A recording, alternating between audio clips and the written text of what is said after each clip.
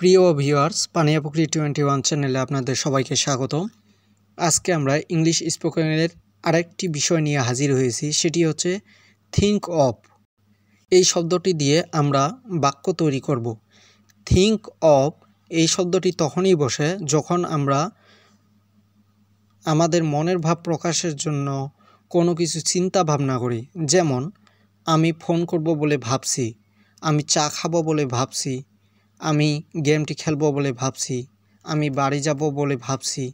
এই ভাবছি এরকম যে ধারণা, এই ধারণা যখন আমরা বাংলায় বলে থাকি তখন সেটা ইংরেজিতে হবে থিঙ্ক অফ।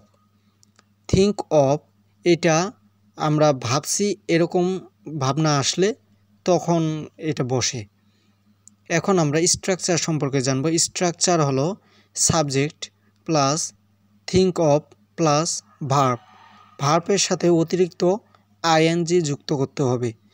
তারপরে এক্সটেনশন অর্থাৎ সেন্টেন্সের অতিরিক্ত যদি কিছু থাকে তাহলে সেটি বসবে সবার শেষে।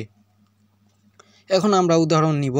উদাহরণ হলো, আমি ফোন করব বলে ভাবছি। এখানে সাবজেক্ট হলো আমি ইংরেজি আই। তারপরে স্ট্রাকচার অনুযায়ী থিঙ্ক অফ, তারপরে verb.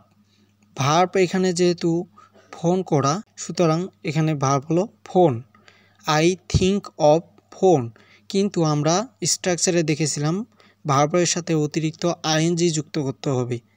I think of phoning. এবারে আরেকটি উদাহরণ নেই। আমি এক কাপ চা খাবো বলে ভাবছি। আই এখানে সাবজেক্ট অর্থাৎ আমি।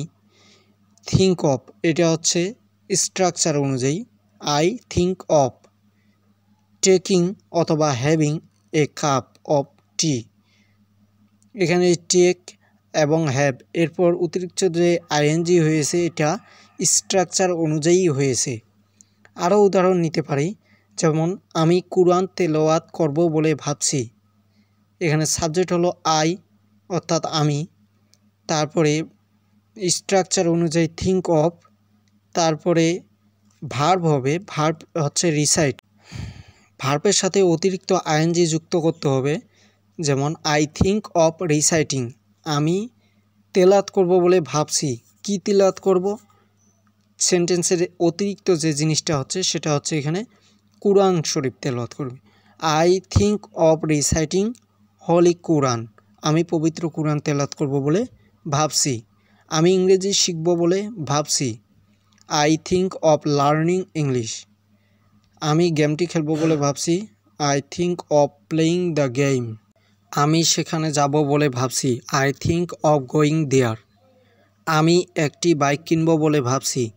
I think of buying a bike, আমি এখন রাতের খাবার তৈরি করব বলে ভাবছি। I think of making our dinner now.